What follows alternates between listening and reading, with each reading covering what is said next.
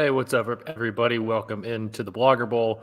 We have it's kind of a sad edition. Well, Dan's probably kind of happy. I'm a little bit sad. Phil's definitely sad, but also happy. It's a weird week. It was a very weird week in college football. We'll get to why Phil is sad and happy. But Just we should completely forgot why. I was like, why is Phil happy? I was like, oh, yeah. Yeah, oh no, Phil's happy. We got to start though with Dan's name tag, of course, because as much as sad as Phil and I might be about the team that I'm wearing on my head right now, the story of the week is Dan's Texas Longhorns easily covering against the Alabama Crimson Tide. Just exactly what Dan predicted and expected on this show. Texas looked like they were Texas and their backup quarterback looked like they were right there going blow for blow with Alabama until they weren't right at the end. Dan, how are we feeling? I'm great. I actually wanted to talk about something else real quick because, you usually get people at the beginning of the show. I want to talk real quick, tell you guys about I don't know if you know this, but the greatest play in the history of college football happened this weekend. You mean people don't watch our whole show? That's not nice. Hey, we're trying to keep people here. Did you guys watch the Eastern Kentucky Bowling Green game? We talk about the lineman reverse. So, if you aren't familiar with what happened here, Eastern Kentucky Bowling Green. First off, Eastern Kentucky, wild season so far. Their coach, Walt Wells, was found unresponsive in his office the Sunday before the season started. Had a cardiac event, is what they called it. Rushed to the hospital. They thought he might die. Thankfully, he pulled through. He's on his road to recovery. He hasn't been with the team. They go play Bowling Green this weekend. They score a touchdown at the very end of regulation to force overtime. Now, remember, in the third overtime, you have to start just the 2-point conversion shootout. So we can't settle it through 4 overtimes. In the 5th overtime, Eastern Kentucky gets a stop, so they have a chance to win the game. They throw a pass to Jaden Higgins, who pitches the ball to Drew Hart on a hook and ladder. And Drew Hart is not a running back. He's not a wide receiver. He's not a tight end. He's a 6'7", 302-pound offensive lineman. And the play fooled absolutely nobody. He was tackled well short of the goal line. The Wasn't game even close. Thankfully for Eastern Kentucky, they won the game 59-57 in 7 overtimes. The third tied second longest overtime game in college football history after the Penn State Illinois, I think. Illinois game last year was a disaster. Just like kudos Beautiful to whoever disaster. was like, let's run a hook and ladder on our what should be our second best 2-point conversion play. So shout out to Eastern Kentucky, go Colonels. They got the win, another FCS win over an FBS team. Now, deep breath. I look at the Alabama-Texas game. I think you have to break it up by each team here, and I'll start with Texas because that's the one that I'm emotionally invested in. I don't know how you can't be anything if you're a Texas fan other than proud of how they played in that game. Like, what did I say they had to do? I said, guys, we're going to have to play the best game that they've ever played in a Texas uniform, and by and large, they did that. Their offensive line, which had been much maligned, did a really nice job neutralizing the Alabama pass rush. Although that was a lot of scheme, and Sark did a good job of really trying to double team some guys on the end, Will Anderson in particular. They did a great job there. The Texas defense played as good and as physical as they've played in a long time. Great. And if you're like handicapping Texas going forward, you have to kind of wonder what influence Gary Patterson has on that defense, because he's been getting a lot of credit for it. And like, that was the only notable change to the Texas defense. So maybe there's something to that. I don't know. Quinn Ewers, obviously, you get this just like sickening feeling of deja vu when he is just torching the Alabama secondary, and then he gets hurt. But they played well. But it's kind of funny at the same time, though, guys, because like thinking about the scenarios in which I could like realistically, legitimately be annoyed or upset with how that game played out and ended. This was like the one scenario, which is they played really well. And I think Steve Sarkisian did a great job getting the team prepared to play this game. But I do think that he had some very obvious flaws in his strategy late in this game. They had 3 opportunities on either 4th down inside the 10 or 4th and short to go for it. And he kicked field goals all 3 times. They missed 1 and made 2. You can defend the first one. I think the one right before halftime, Hudson Card is in the game. Things are probably still going a little fast for him. You want to kind of slow it down. But the other 2, really, you can't defend, particularly the second one. You're up by 3. Kicking a field goal puts you up 6. That does nothing for you. You're a 21-point underdog at home. You kind of have to go for it and kind of have to you're going to have to take some risks in a game like that. He didn't, and that ultimately probably cost them at the end because they got Bryce Young. But the other thing, like thinking about it, is you can be as happy as you want as a Texas fan, and I am thrilled. But progress isn't always linear and upward. And for Texas, they've had good wins and good performances in the past, and it's usually followed by 1 or 2 steps backwards. So, this game ultimately means nothing if they backslide from this and they end up losing some bad games. And I'm going to tell you, it was in one of my notes, their schedule is not easy. Like UTSA is very live.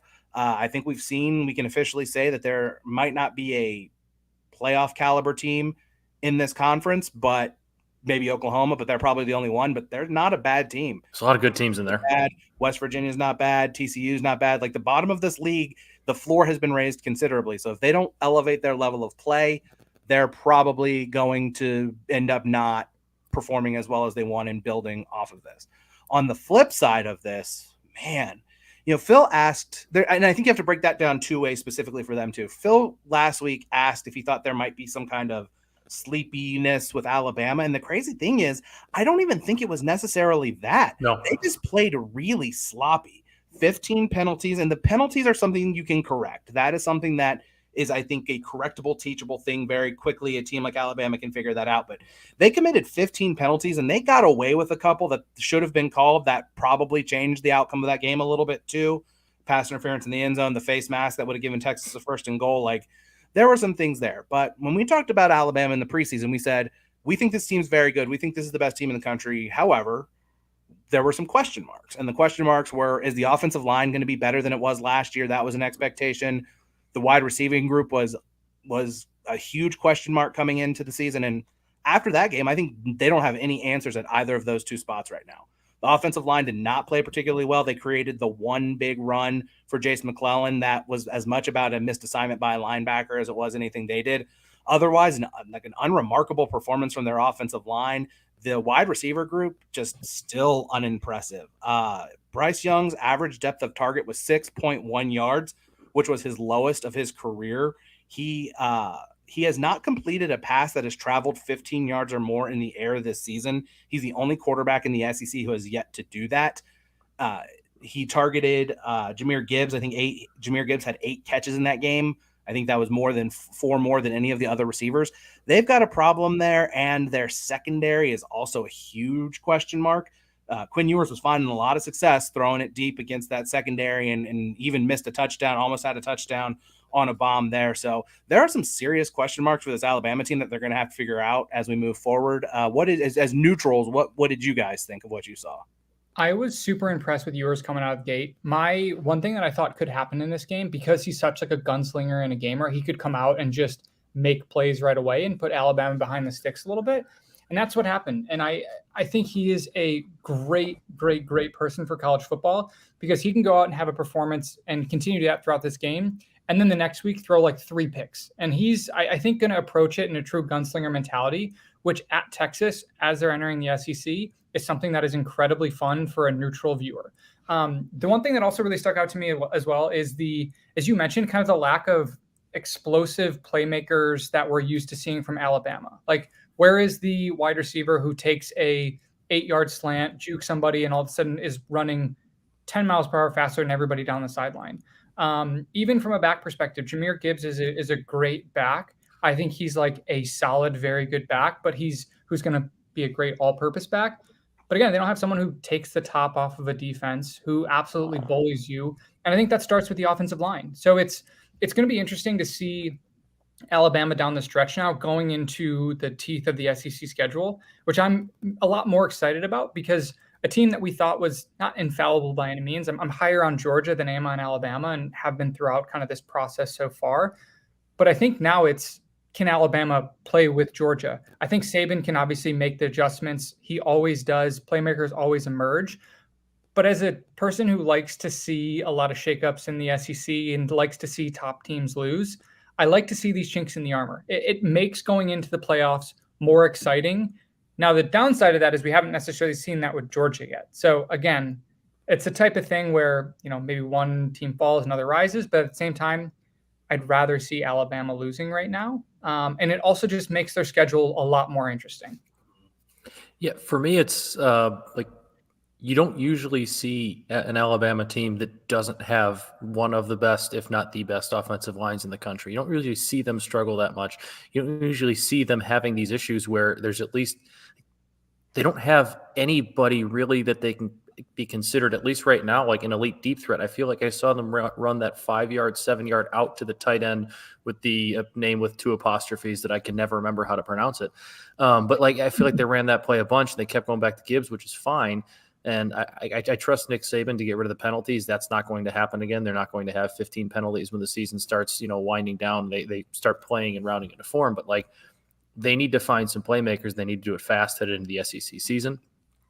From a Texas standpoint, man, I really wish Quinn Ewers stayed healthy. But for him, it's not a season-ending injury, right? Then they said 2 to 4 weeks. 4 to 6 weeks is what Pete Thamel said. Well, so here's the fun thing. So your starting quarterback Quinn Ewers, your backup quarterback Hudson Card's hurt too, right? Your All-American running back Bijan Robinson and your best cornerback Deshaun Jameson are all listed as day-to-day.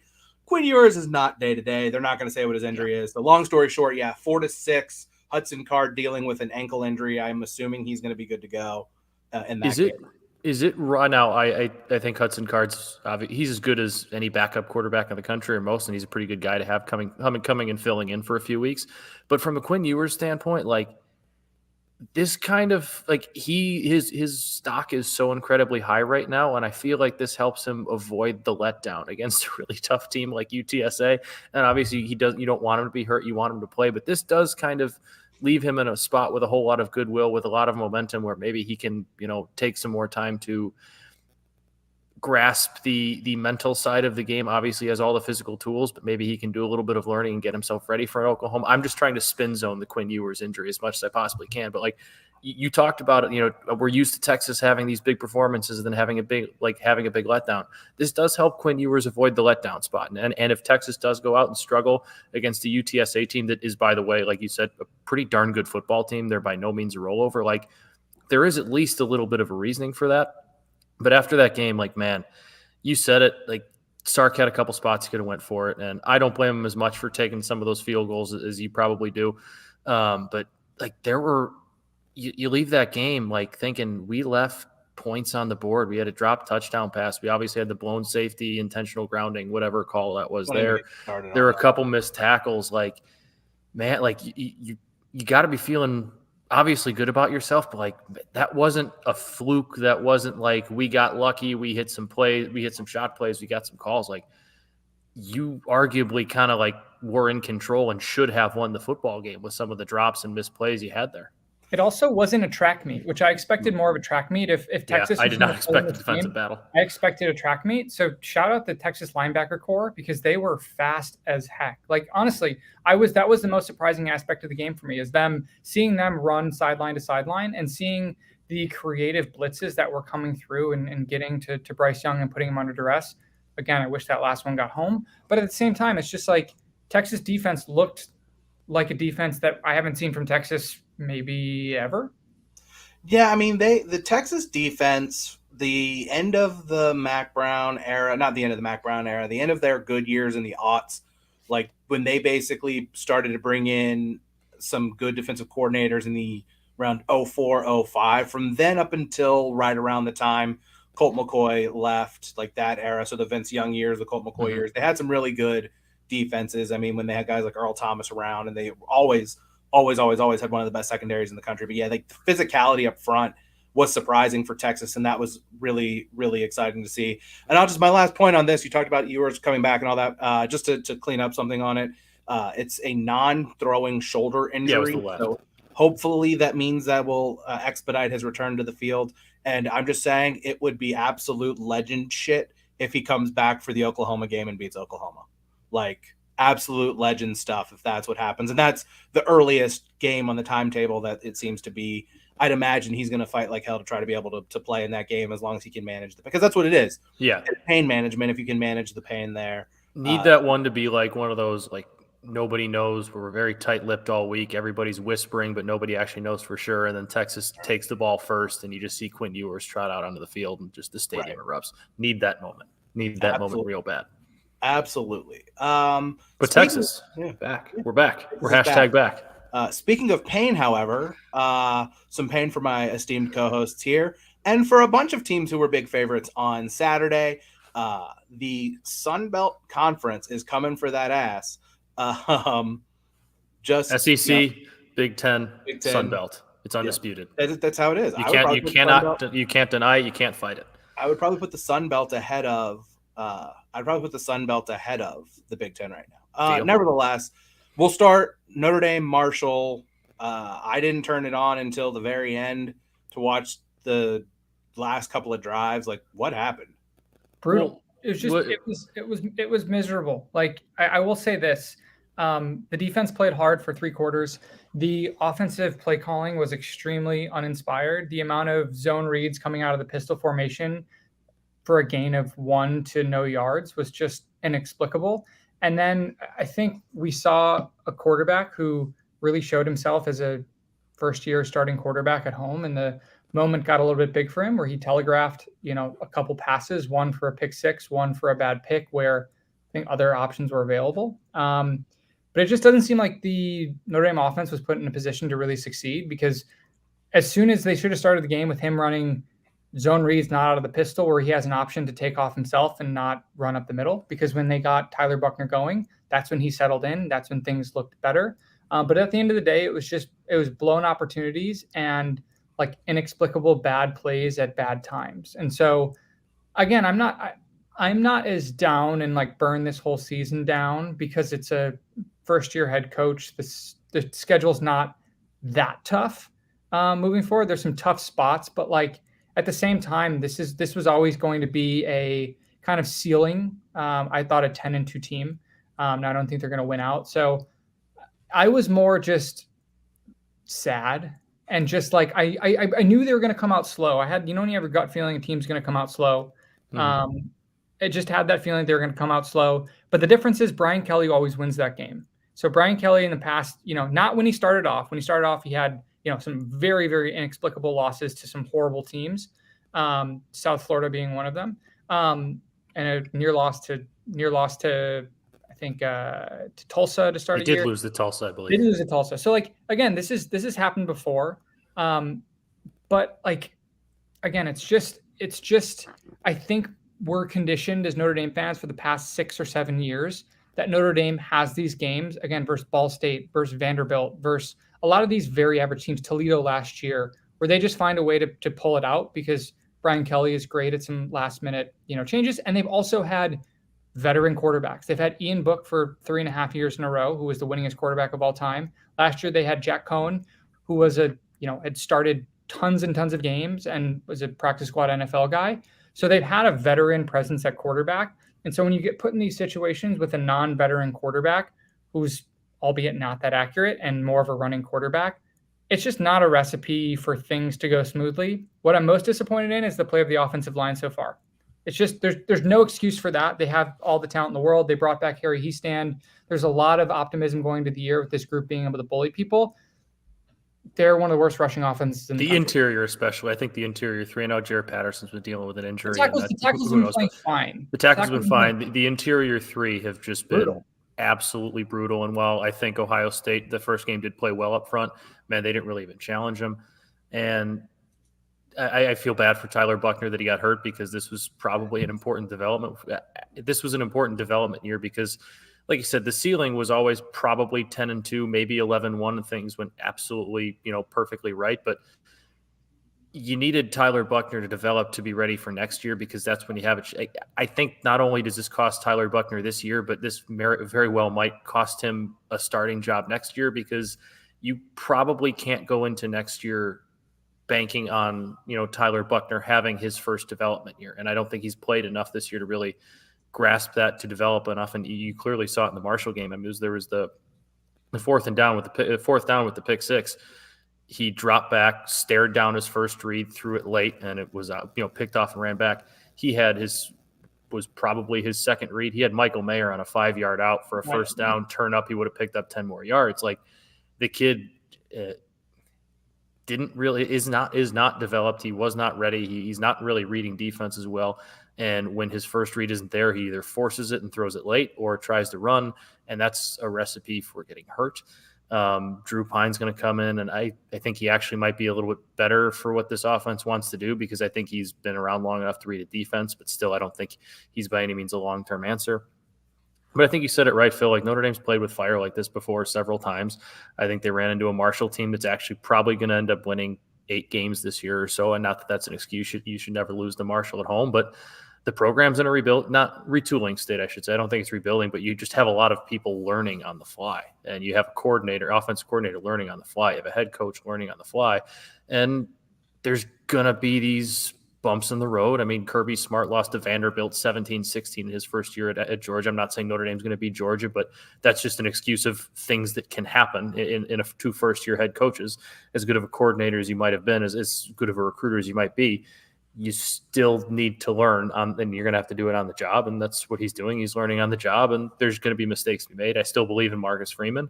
I still believe he's the guy. He's still recruiting at a very high level, and I don't think that's going to change anytime soon. But there's going to be these bumps in the road because it's a very young program in terms of the coaching staff and the team.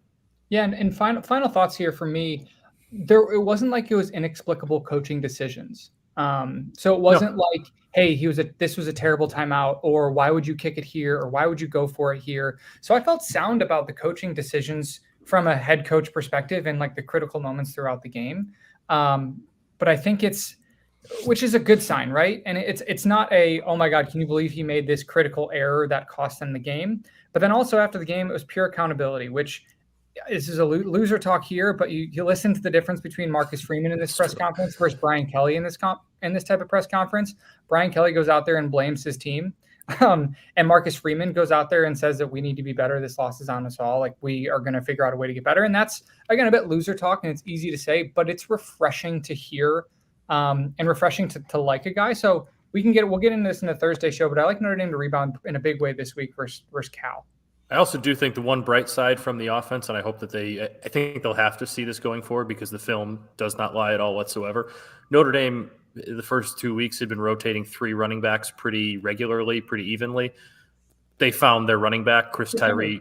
Chris Tyree is a very talented running back. He made plays when the ball got in his hands, and then they have Audric Estime, who's kind of the bruiser running back. But it seems like they found a playmaker at running back, which has always been a staple of these offenses that they kind of need, because that's a guy that's going to take care. He's going to get ball on the outside, going to line up in the slot. It seemed like Chris Tyree kind of established himself in that role.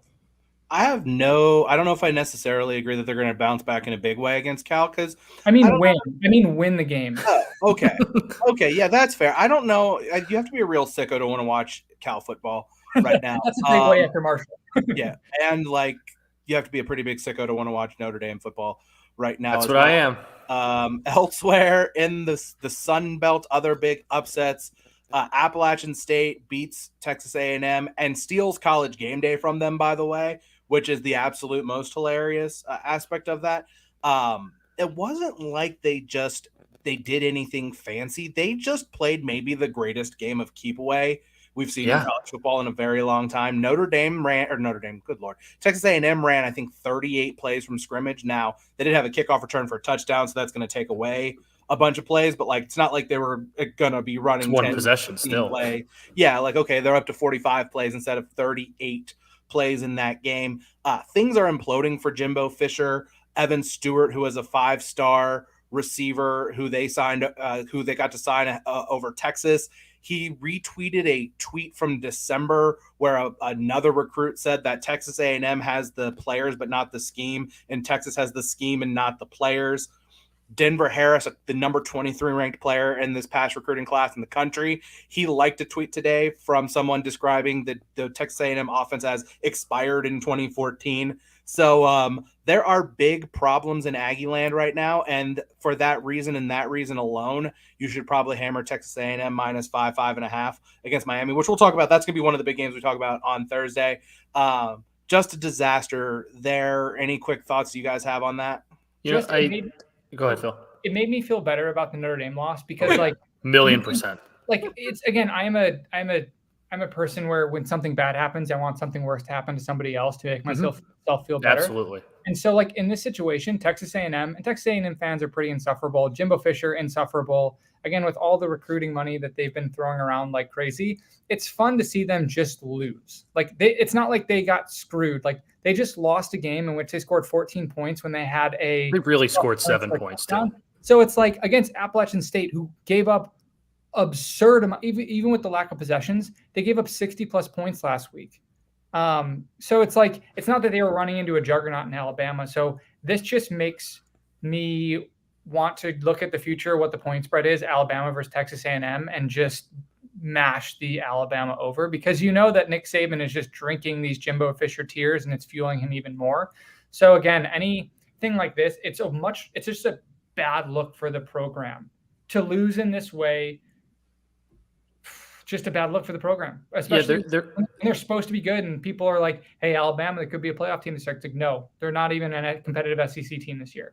I would say they're coming into coming out of this offseason and into this season, the two programs with the most, off the field momentum were Notre Dame with, everybody loves Marcus Freeman, likable guy, whatever, and Texas A&M, who would let you know at every turn that they had the biggest recruiting class. And it seems like Texas A&M's is both are derailed, but it just seems like the A&M loss was a little bit more of a jab, a sting, because there's people that are very much starting to turn on Jimbo. And while nothing's going to happen this year, like, there's clearly a problem there. The offense is clearly stuck in the mud. You have a quarterback in Haynes King who's not doing anything, and you have a 5-star freshman on the bench. Like, maybe give him a look. I don't really know, but Nick Saban, not that he's ever really taken a step back, and not that Jimbo Fisher is by any means Nick Saban, but college football started to change about 5, 6, 7 years ago and adapted to, you need a stud 5-star quarterback. You need to spread things out. You need to play fast. And what Nick Saban did is he adapted. He got rid of the Greg McElroys to Mark Ingrams of the world and went out and found Tua and Bryce Young and has the hot, 5-star quarterback every year.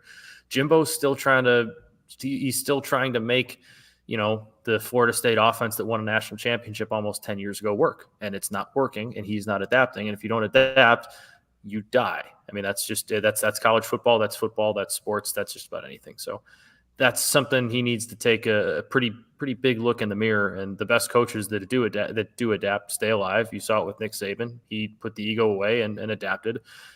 Brian Kelly, to an extent, not that he's anywhere on that level, was close to getting fired, and he got one more chance. He adapted, modernized, and got Notre Dame to a point where they're winning 10 games every year.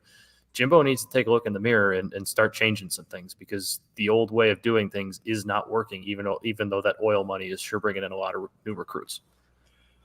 Elsewhere in the Fun Belt, Georgia Southern threw for 400 yards. Georgia Southern was an option team last year. They threw for 400 yards against Nebraska and got Scott Frost fired.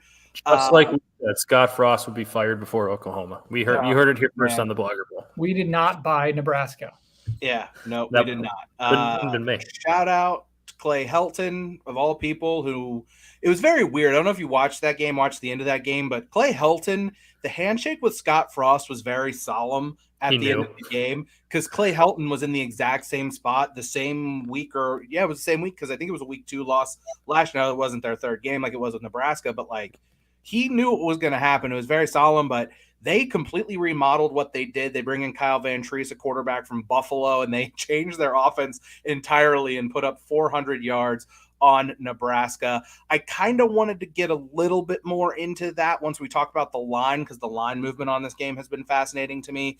I do want to talk about the Fun Belt at large for a second, but do you guys have any quick thoughts on this game in and of itself? I didn't see a second of it, other than just kind of keeping track of the score. I was at a friend's birthday party that night, and the game was not on at the bar, but just kind of kept track and was like, this is going to happen. This is going to happen. And then kudos to Nebraska for waiting for the noon 1 o'clock kickoffs on Sunday to put out that press release. Oh my God. Yeah. Just brutal. That's it. Yeah. It's just nothing. It's over. Smell you later.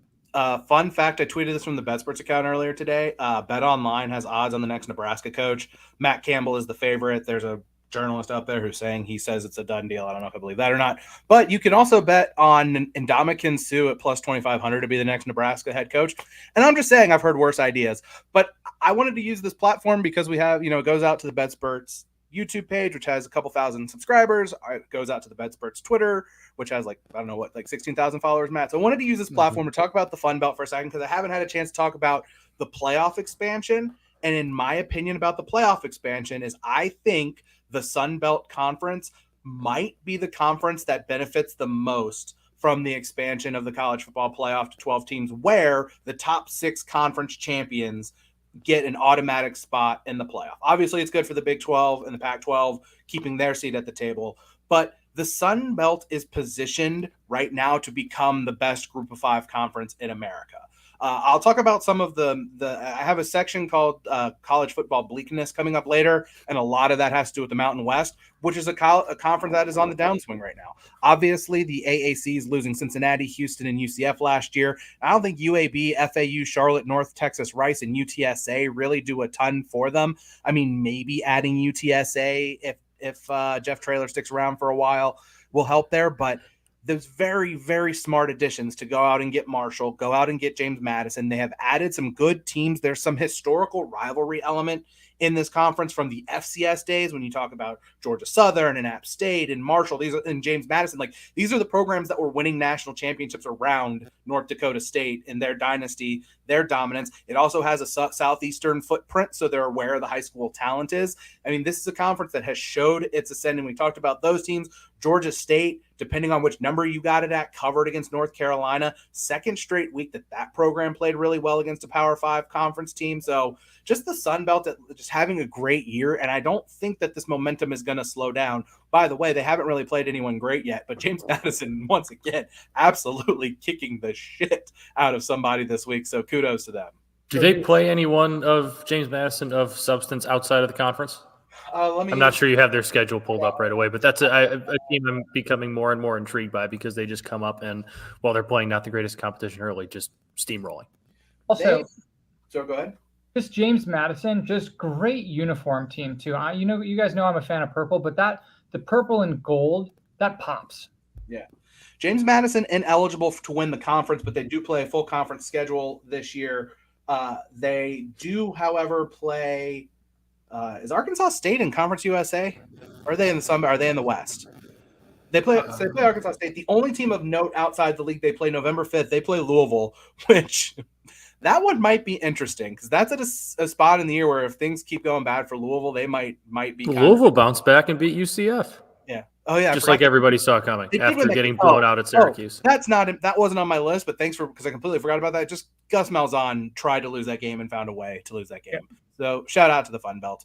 All right, so we had our list of games last week that we talked about as kind of our big ones. So quick little whip around from there. I mean, we already talked about Alabama, Texas, Tennessee, Pittsburgh. Strange game. I don't know how much that one you guys were able to watch. On the one hand, Tennessee was kind of fortunate they didn't get run off the field in that game early. Pittsburgh driving to go up 17 or 13-0 and throw a pick in the end zone. But on the flip side, give Tennessee credit weathering the early storm, finding a way to win that game. Strange performance from Tennessee. The offense was not as good as we thought that offense could be. The defense was a lot better than we thought they could be. But this Tennessee team does two things that are very, very interesting and might and as Big Vols guy Matt is up there. I bought 2 Tennessee shirts on Home Field Apparel on Saturday. Nice. They do two things that might help them out against a team who I'm not going to name, but they play on the 3rd Saturday of October every year and haven't beaten since 2006. They create havoc plays. 14% of their snaps they created havoc plays on, so they can get after the quarterback. They generated 30 pressures on Pitt passing plays in that game. They also, while they weren't super successful with the downfield passing game, they're going to take shots down the field. So a team that wants to throw the ball deep and try to take advantage of matchups on the cornerbacks and a team that can get after the quarterback. I'm not saying that I think this is going to be the year that they're going to beat Alabama. We'll ask my buddy Cliff, I think next week, because I think that's when Florida, Tennessee is. But against Alabama this year, it is in Knoxville this year. Like, no, we might need to go. Great performance for them, but sometimes in college football, playing good teams on the road is about survival, and that's what they did. It's a game that at the beginning of the season, I wasn't sure that they were capable of winning. Like, I didn't know that they would be able to be. And now, granted, Keaton Slovis went down for Pitt, so they're playing their backup a lot of the game. But like, it wasn't a game that going into this season that I thought Tennessee was going to be able to, play this slow-paced game, play defense, take the ball away, rush the passer, chunk your way down the field. I thought, their recipe for winning just about every game was winning 49-42 in a high-flying game where they just kind of went shot for shot. They went shot for shot, but defensively, and then made the big plays, made the big throws when they had to. And I think Pitt was a kind of a bad matchup team for them. They play really good defense, and they are able to run the football and take care of the football, and Tennessee kind of beat them at their own game. And that was a very, very impressive win in a game that Tennessee in years past finds ways to lose. And when we talk about Notre Dame in years past finding ways to win those clunkers, Tennessee had always found ways to lose games like this, and they found a way to win it. And I was wildly impressed with that win. Was the most impressive win that they're going to have all year? Probably not, but like, win your clunkers, and that one was a little bit of a clunker for them offensively, and defensively they did enough to get the job done on the road in a tough environment against a ranked team. So good on them. Yeah, and I think when we looked at the schedule we were going through, and there's obviously that brutal stretch later in the year where it's a combination. I think it's like Kentucky, Alabama, and Georgia 3 out of 4 weeks. And so this game early on was kind of a must-win for Tennessee if they want to make any sort of run, because you're looking at it where it's a non-conference away game versus a top 20 teams. This is a big win for Tennessee. And again, they're coming out of it. I think they're across the board pretty healthy. I'm glad that they covered. And Matt and I texted immediately. I was a close one. Matt and I both texted after the game that our Vols are doing great. So we're big volunteers. We're both volunteering for the Volunteers. So that's that's on us. And I'm just ready to get my heart broken again in a different way. I will say we did start texting kind of as Pitt started coming back and making that. Basically, once we started texting about it, Tennessee almost blew the game and almost lost, went to overtime, thankfully, but really was worried that Phil and I were jinxing ourselves there a little bit too early with our team. We texted our Vols, and then immediately they went down and we're like, ooh. I don't know about that, but there are Vols now. To clear some house cleaning, the stretch of the schedule you were talking about. So they play Akron this week. Then they play Florida at home, LSU on the road, Alabama at home, back to back to back. Say what you will about LSU. I will actually say some things about LSU coming up a little bit later because that's a big game this weekend. And Brian Kelly and all that. That is not an easy place to go down and have to try to get a win. So that's going to be a brutal, brutal stretch for them. And like you said, we're going to find out a lot about that. They do play Kentucky and Georgia back to back. So they basically get a cupcake game against Tennessee Martin sandwiched in between. So they play Florida, LSU, Tennessee, Kentucky, Georgia, 5 out of 6 games with the bye week in there between Florida and LSU. So they play. It's a good thing they're 3-0. Yeah. They'll be 4-0. They'll handle Akron this weekend, of course.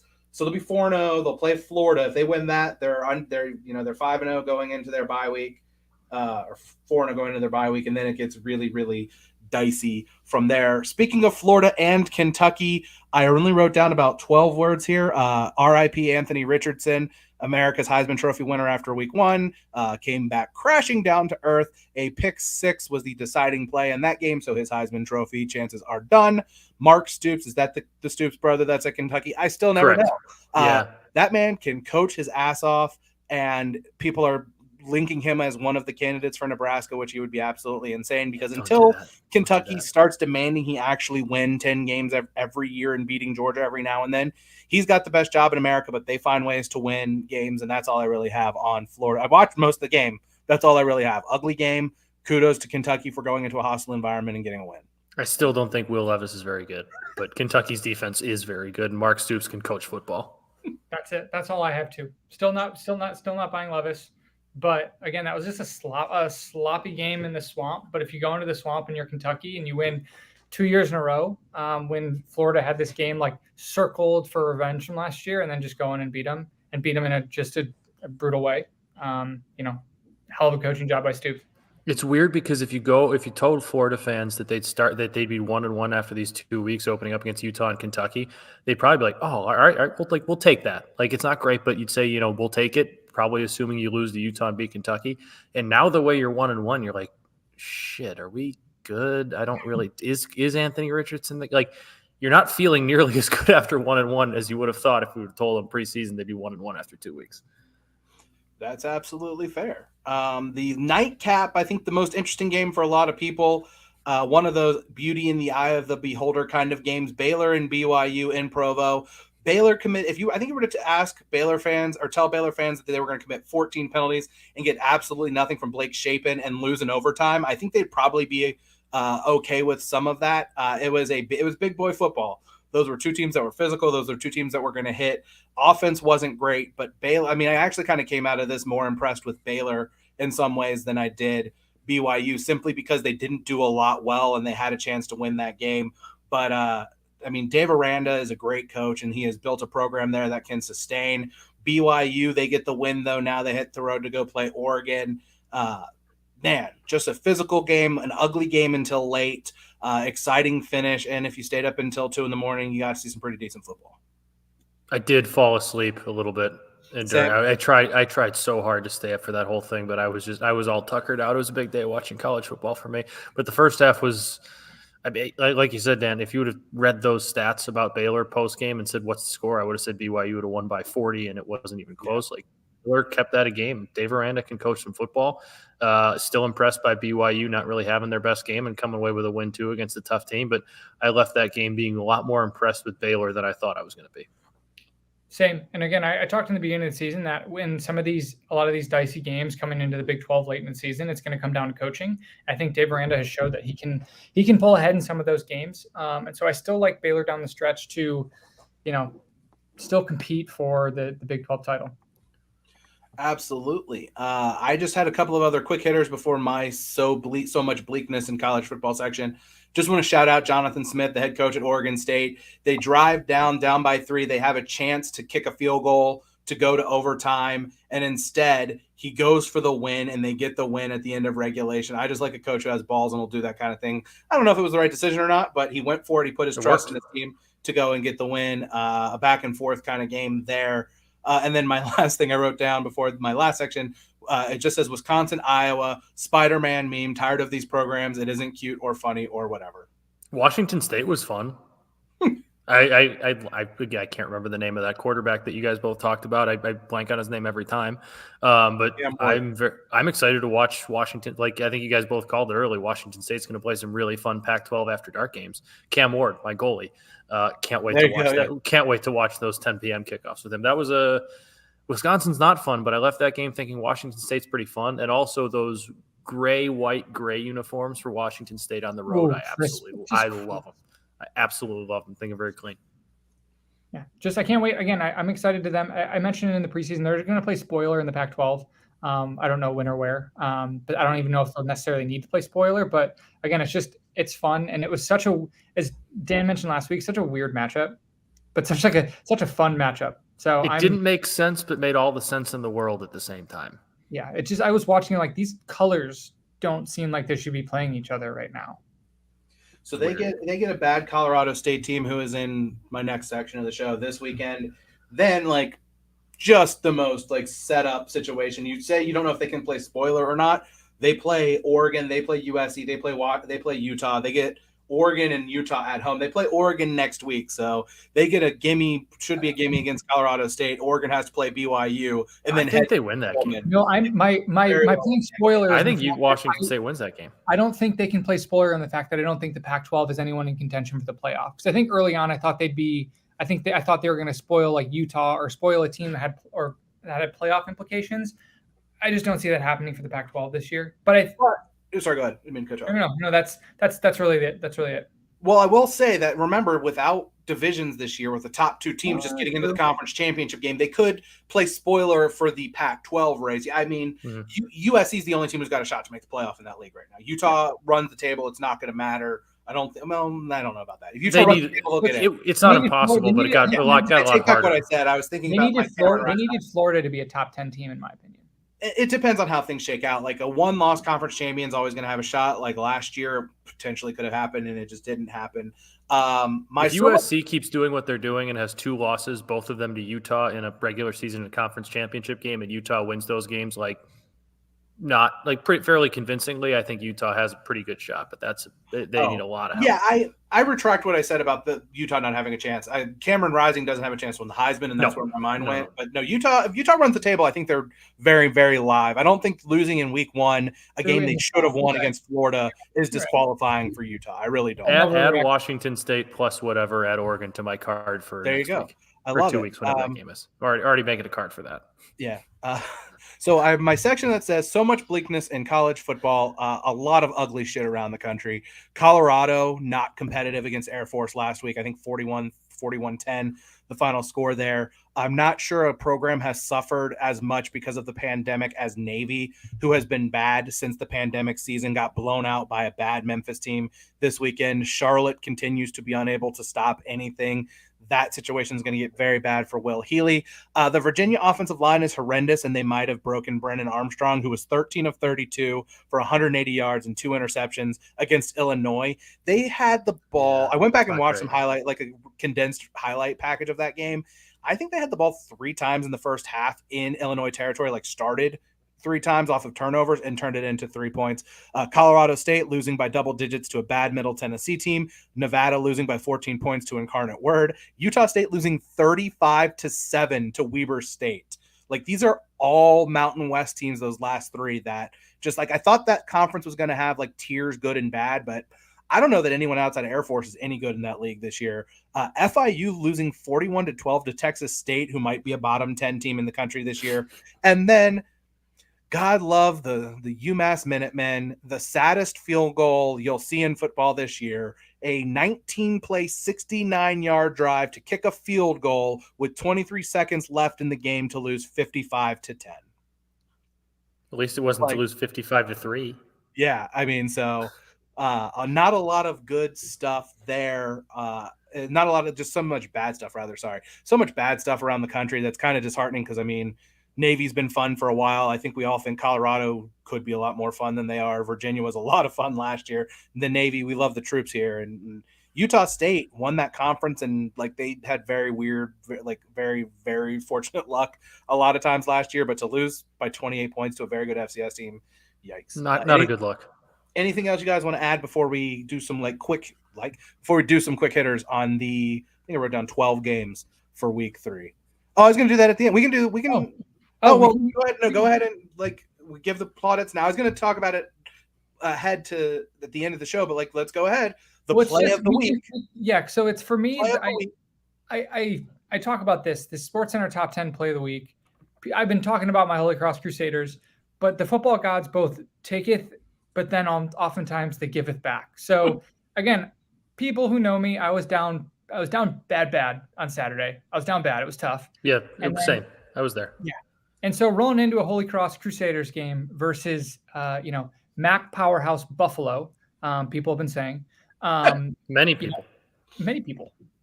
So I was going into that game, honestly expecting a really competitive game. They went down 21-7 early, stormed back. Again, we're in great position to win, and then gave up a 52-yard field goal to send it in what was likely to be overtime. Then it was 19 seconds left. Matt Sluka does what he does, hits a few passes. They get a quick spike in, setting up about 50-yard Hail Mary, and it was just beauty. If there's any way to resurrect a dead body, it's me being down bad about Holy Cross, about Notre Dame football, and then have Holy Cross beating an FBS team on a walk-off Hail Mary. That was just truly beautiful. And what warmed my heart more than anything is I had people from the Notre Dame sites, I had BetSperts, I had people texting me just being like, holy shit. And so for me, that actually really lift. I slept well. I slept with both eyes closed like a baby on Saturday night, because I was thinking I was going into a awful Notre Dame loss, probably a close Holy Cross loss in which they could have won. But instead, I got a walk-off Hail Mary touchdown that was truly sent to me by the gods to resurrect me, because I was so jubilated. I was watching it with my brother-in-law and my wife. My wife has never watched a Holy Cross game. But we flipped it on at the end. We were about to go to a bar, and I said, hey, we got to see this. We got to see this to its finish. And so they witnessed it too. And so I had a bunch of non-Holy Cross fans are now just that was awesome. And so seeing SportsCenter, seeing Barstool, seeing everybody tweet and talk about Holy Cross when that's all I talk about all the time, just made my year. That was it. Just loved it. And I'm appreciated. And so it also, I felt like some Notre Dame fans got to live vicariously through me as well, because it lessened their sadness too a little bit. So again, Catholic universities, sometimes we just got to do it. Stick together. I will say two things. I will say, having cut SportsCenter top 10 plays a lot in my life, we will find it if you send it to us and the video quality is good enough. Now, this was a broadcast game, so it was easy enough to find. We will put it in top 10 plays. My other thing is I might be a bigger Holy Cross fan this week than Phil. The potential, arguably the best most competitive New England college football game of the year. One of them this weekend as Holy Cross. They take on the hated Yale Bulldogs. And the thing is here, folks, as you'll see with the college hockey hat, my beautiful fiance, Amanda, she does not like sports all that much. She does not watch sports except for Quinnipiac University hockey. And if you don't know what Quinnipiac University is, you've only ever heard of Quinnipiac because of the polls that they do. They're located in Hamden, Connecticut, 8 miles down Whitney Avenue from New Haven, Connecticut, and the hated Yale Bulldogs. The battle for the hero's hat, one of the most intense rivalries in all of #college hockey. And in this house, we like Quinnipiac, and we like whoever is playing Yale in any sport. This week it's Holy Cross. Go Cross, beat Yale. Yale sucks. Also, fun fact for Quinnipiac, the women's golf coach for Quinnipiac University is my wife's uncle. Oh, wow. Interesting. That's a connection there. Fun fact. So yeah, screw Yale. We hate them with every fiber in our being. Out on Yale. I would like to take this time to also congratulate the Illinois Wesleyan Fighting Titans on a big 45-21 win over Ohio Wesleyan. Used a 38 unanswered points in the second and third quarter to roll to a nice win there. So shout out Titans, big first win. Definitely finishing better than 6th place in the conference. I'm trying to stall here for a second to see if the sheet has been updated. It is not. Bill Connolly from ESPN, he's the guru of the SP Plus, which I cite a lot on this show. His Google sheet with all of his projected scores for FCS or FBS, FCS, D2, and D3 is free. It's not behind the paywall that the rest of his stuff is. So you can go find out what his projections for Illinois Wesleyan are week to week, Matt, on that. Gonna need that link from you. I'll send it to you. On that note, we'll move on to this week's action of games. I get all of these lines from FanDuel. Remember, you'll see here price shop people, for example. Just a word of advice, by the way, if you really like betting college football, while you've got the NFL on Sundays, keep eyes on your favorite book because those lines come out and you'll see opportunities to get some good numbers. I already have a ticket on Ole Miss minus 10.5 against Georgia Tech when I think it's out to 16.5 now. So price shop, see what you can find, and don't just use these lines. You'll probably get better lines, or maybe you'll get worse lines wherever you go. We'll kind of go. I kind of think I did these chronologically for the big games and then just kind of in order of games that I find interesting. Friday night, an interesting one. Florida State on the road at Louisville. Florida State opened a 1.5 point favorite. It is now up to 2.5. So in a direct message chat on Twitter, you guys were talking about Florida State, and then somehow that at 1.5 and suddenly goes up to 2.5. So I think someone is monitoring our conversations. Yeah, I am. As you guys know, I've because I made some friends at Florida State. I've been really high on Florida State and Jordan Travis. So Jordan Travis, who people bucket into the athlete running quarterback category, is on pace. I just saw one of my friends tweet this for 3,300 yards passing if they throw as many times this year as they did last year. So I am a firm believer in Jordan Travis. This is a game historically that FSU goes out and puts an absolute clunker on the field, just at night on a Friday, on a non-Saturday in a relatively hostile Louisville environment. But again, who knows what Louisville is, but I am there we go, Matt. I love that.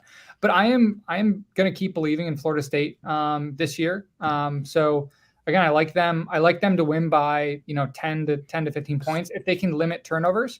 So I am firmly in the Florida State camp this week because I think Louisville stinks.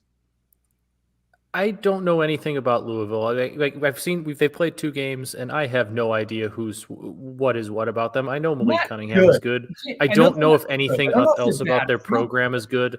I'm going to lean towards Florida State because I liked what I saw from them week 2, and sure, Florida State. Riding with Phil's Knowles. I really have nothing on this game. My instinct says Florida State, but home dog on a Friday night. Nothing would surprise me. No, that's the thing. I'm going to get my heart. Florida State can win in a blowout. Louisville can win a blowout. I'm investing emotionally in Florida State. I don't know why, but I am. I'm invested. There you go. You're emotionally invested in Notre Dame, Florida State, and Tennessee. Could there be 3 programs that would make you more sad? No. Other than Nebraska. Yeah. There are some. I would say Texas things are ascending right Texas, now. They're too. Over the last fine. decade, they're like, 3 of the. A lot more positive. There are 3 teams in the team photo of most sad. Moving on to Saturday's action, big noon Saturday, the Fox game, Oklahoma on the road at Nebraska. When this one opened months and months and months ago, it was Oklahoma -3.5. I think it climbed all the way up to like 16 at one point this week. It has settled back down to 10.5. I would say probably any number under 7, from 7 or below, I'd take Oklahoma. Or I think 8 was probably where I said I would probably take Oklahoma. I would say anything from like 8.5-ish to 14 is probably a no bet for me. I kind of wish I could have gotten Nebraska when people overreacted. You're going to get the dead cat bounce situation here where a new interim coach trying to show off what they can do for prospective new coaches. The environment's going to be great traditional historical rivals. That one for me, like my instinct right now is just kind of, I want to stay away and see what happens. Even at 10.5, I'd probably say I probably like Oklahoma. If I had to make a pick one way or another there. But I mean, there's Oklahoma there. It's also the first game they've played against a real team so far, their first road game of the year. That situation can be dicey. So there's a lot of things to suggest that the market overreacted at the beginning to Georgia Southern beating Nebraska. And it's kind of overcorrected back down to a number that I think is a little bit more reasonable. I think I'm going to sprinkle the over on this one just because Nebraska's defense hasn't really been able to stop anything. Oklahoma's offense, granted, hasn't really played anybody yet, but has produced, I guess, enough. They didn't look great against Kent State, but still finished with 30-something points. I don't know why, but something is telling me to sprinkle a little bit on that Nebraska money line before this game starts. I don't know why, but I think the crowd's going to almost feel like relieved that Scott Frost is gone, that it's over. Like, when you're in that locker room too, I'm sure the kids like Scott Frost, or maybe they didn't, but either way, when you know that cloud is looming and you're playing with that much expectation and that much at stake for not only yourself but your coach, like I think once that decision is made, once that Band-Aid is ripped off, it's just like, all right, like pressure's off, like whatever, let's just go play football. I think we're going to see a pretty good game from Nebraska there, but can their defense stop anything? We're not really sure yet. Yeah, I'm staying very far away from this game because you don't know if there's going to be an interim bump. I don't think so. It's not Ed Ogeron coming in for the interim bump on this game. They should have went out and hired him. They should have brought in Ed. Just made him for a couple games. He just goes out there, barks, gets the kids fired up, and they play hard. I see them getting blown out. I don't know. There's just something. I'm probably dead wrong. If I had to pick, I'd say they're getting blown out, but I'm staying far away from it because, again, you don't know the internal workings if the players are actively relieved to be rid of Scott Frost or if they were invested in him. I just don't know. And I'm sure we'll hear those stories in another 6 months when an athletic piece gets written about what was happening under the hood there. Even if you're invested in him, though, like, you know that this is hanging. If you try to play too well, then you press too much. Not that Scott Frost played coach very well this season. It's just like once that decision is made, even if you don't like it, like it's done, it's over. Like that cloud is not here anymore. That cloud isn't hanging over us. I don't know. Probably looking too much into it.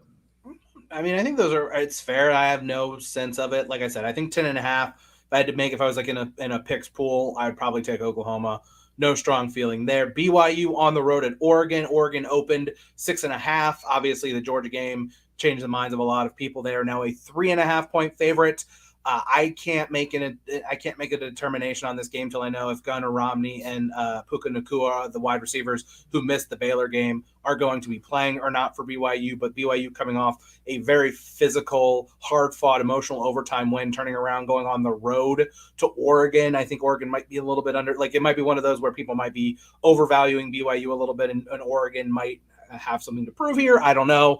But I need to know some status updates there before I make a decision one way or another over who I would pick in this one. If it gets to Oregon, if it gets to under 3, if it gets to 3 or 2.5, I would lean towards Oregon, but that hook scares me. I like the under. I don't get the 57.5 total. I think BYU is pretty solid defensively, and we saw what they did with Baylor. They severely limited that offense. And offensively, what if they don't have the two receivers? They're going to try and control the game and play a little bit more of a run the ball type of game plan. I can't think of the word. I was looking smash mouth type of football. And we know Oregon plays. I know they didn't play good defense against Georgia, but there's a lot of talent on that defense, especially in the front seven. So I see that one as being kind of a defensive battle somewhere around 27-21, something like that. I think 57.5 is too many points for these two. Yeah, I agree. Even though it's an Oregon team that's averaging around 36 points a game. They put up 70 versus Eastern Washington last week. 73 divided by 2. So again, I'm sticking. I generally like this under. just because I think it's going to be a pretty hard-fought defensive game. Is BYU going to come out a little beaten up after Oregon just kind of ran and did whatever they wanted last week? Is that an indication of what's to come of Oregon's offense after first game jitters? I don't know. I stay away from games that either that one week gets absolutely dominated, the next week absolutely dominate. I like to kind of let the dust settle to see who Oregon is and also to see who BYU is, because again, they could be both good teams. They could be average teams. I just don't think I know enough yet. So in this game, generally, I probably like the under as well, Matt. So I'm gonna that if I were to pick something, I'd be looking at that under. I don't hate that look. Although I will say, interested to see if BYU, their defensive effort against Baylor was just Baylor having some issues of their own, because they had a really bad defense.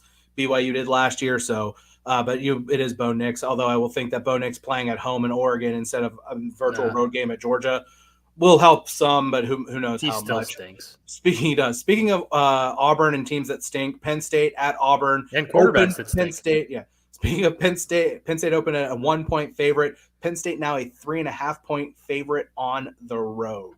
I love it. I love Penn State on the road here. I don't believe in Auburn for 1 second. Sean Clifford's going to throw for 1,300 yards. In this game, or just for the entire season total? No, in this game. Oh, okay.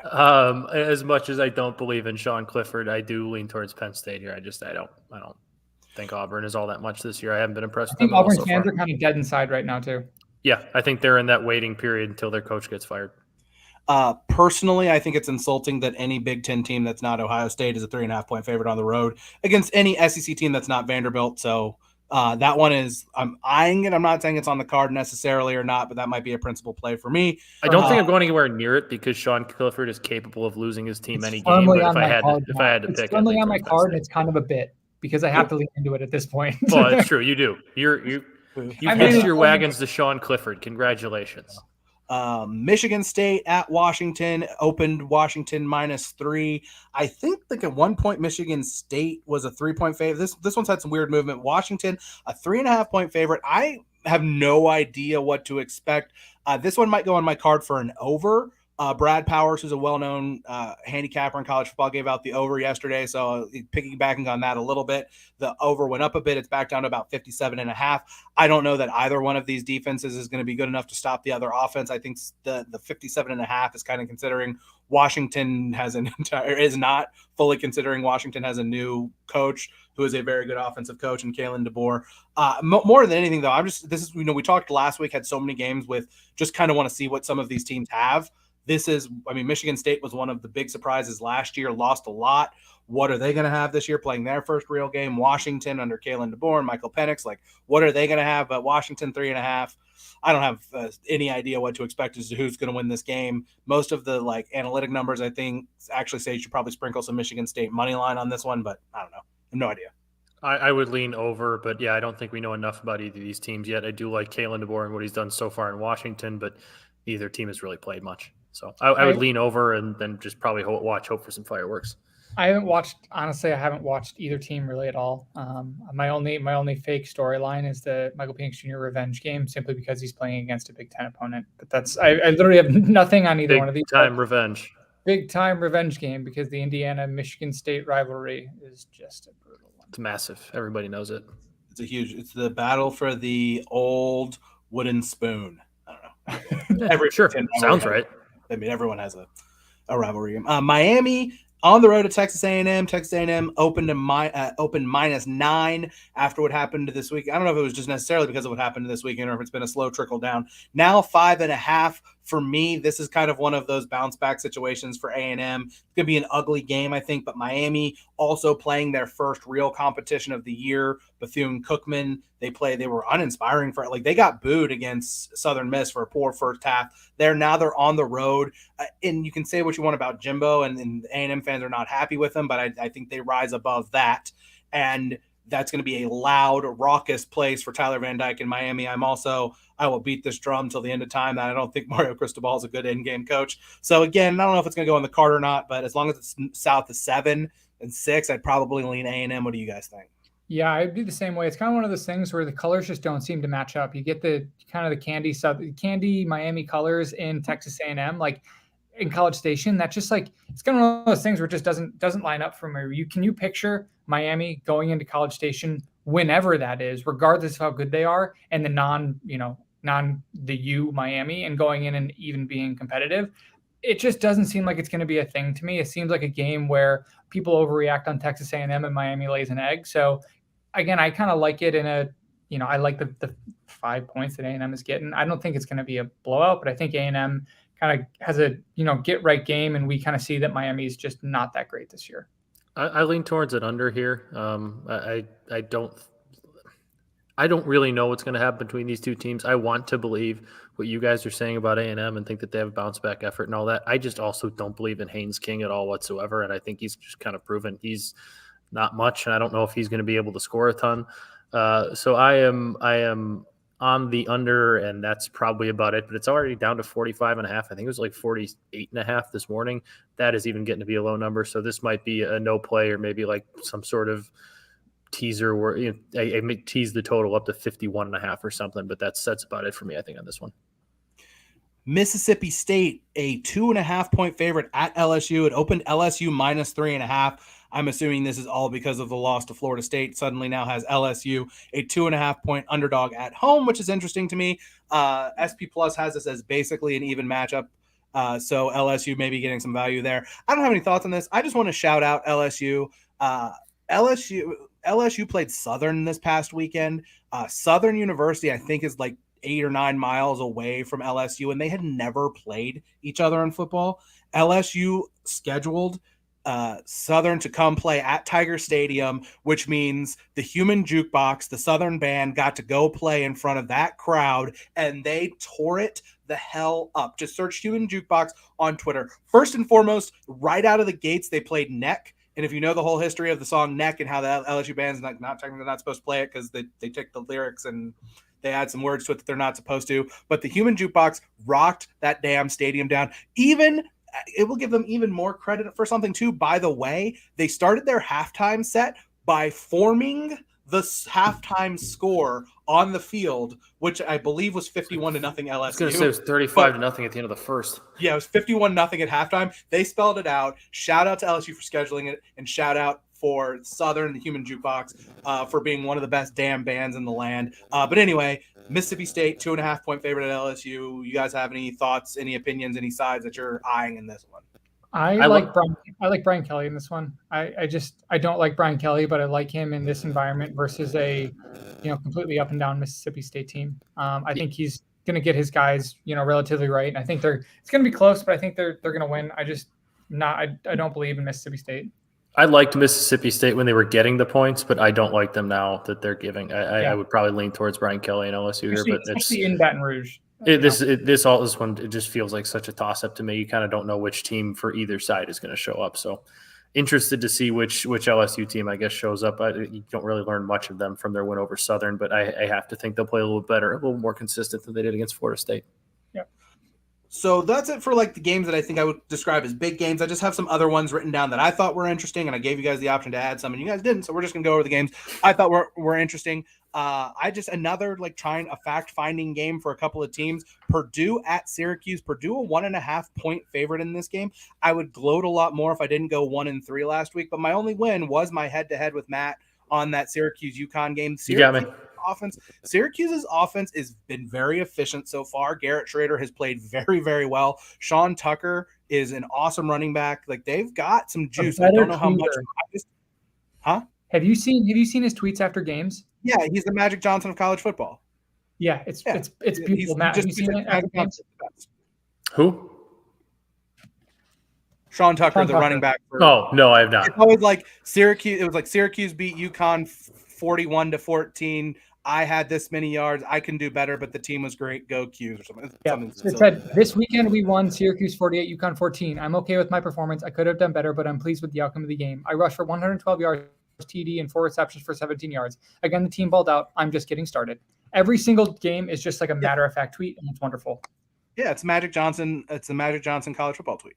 I don't know if you guys have any thought. I'm just excited to these are two. Matt, I know, was very high on Purdue this year. It won't affect his position on them winning the Big Ten West, but you have their over, right? Win total over? Their win total over 7.5, yeah. So this is a big one for that, and it's going to be an interesting game one way or another, I think. All right, Kansas and Houston. My Kansas Jayhawks get the big win. Kansas Jayhawks. That was my most interesting storyline. We're gonna have this battle on Twitter. Bet.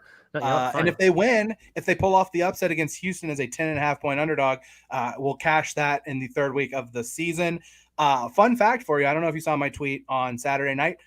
Kansas won by double digits in overtime. They won by 13. They scored and then returned an interception for a touchdown to win by 13.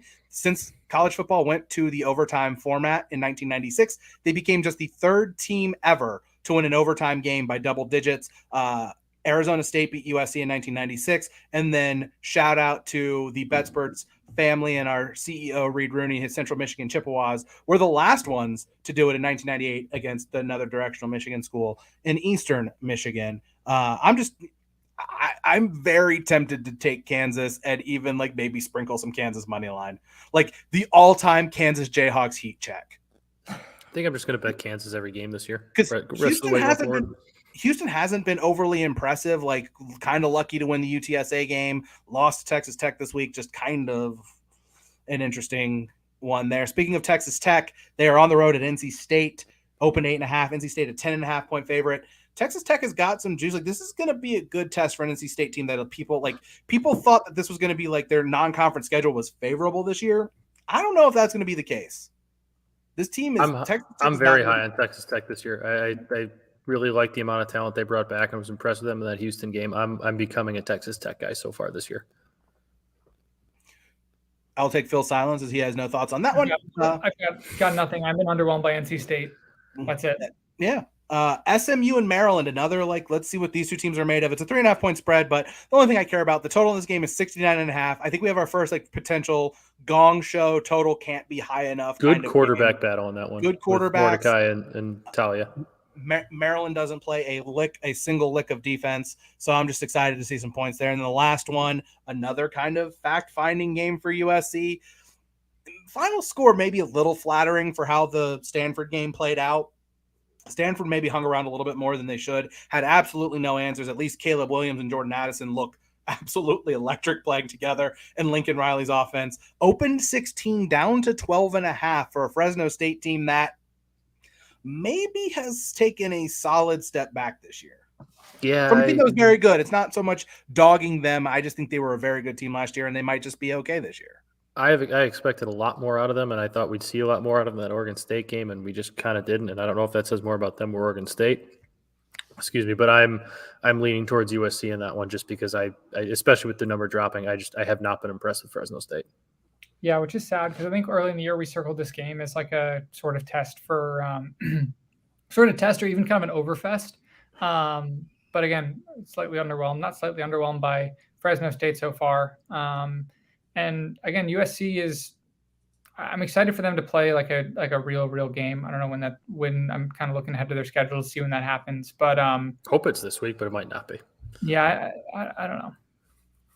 Let's see. I had to bring it up. I mean, it doesn't, they have a very tricky one next week at Oregon State. Yeah. Okay. Which, by the way, do you want to know what network has that game? Pac-12 network.